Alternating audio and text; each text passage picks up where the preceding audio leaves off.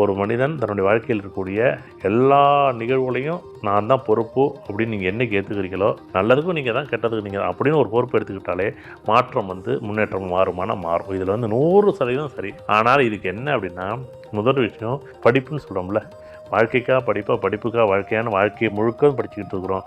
ஆனால் முதல் நிகழ்வு வாழ்வியல் ஜோதிடத்தை படிக்காமல் நீங்கள் என்ன தான் புரிதல் வந்தாலும் சரி, நல்ல நேரம் இருக்கிற வரைக்கும் நீங்கள் அந்த கொண்டாடுவீங்க.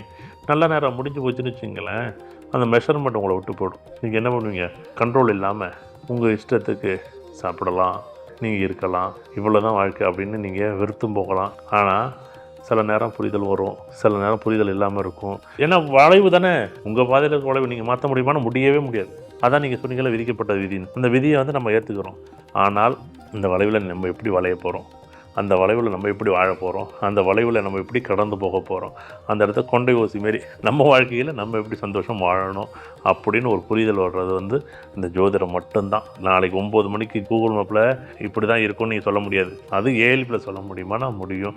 அப்போ அதை நீங்கள் படித்தா மட்டும்தான் நாளைக்கு உங்கள் வாழ்க்கையில் விதிக்கப்பட்ட விதியையும் விதிக்கப்பட்ட விதியோட பாதையையும் நீங்கள் புரிஞ்சுக்கிட்டு உங்கள் வாழ்க்கை கொண்டாட முடியும். அப்படிங்கிறது தான் என்னுடைய வாதம்.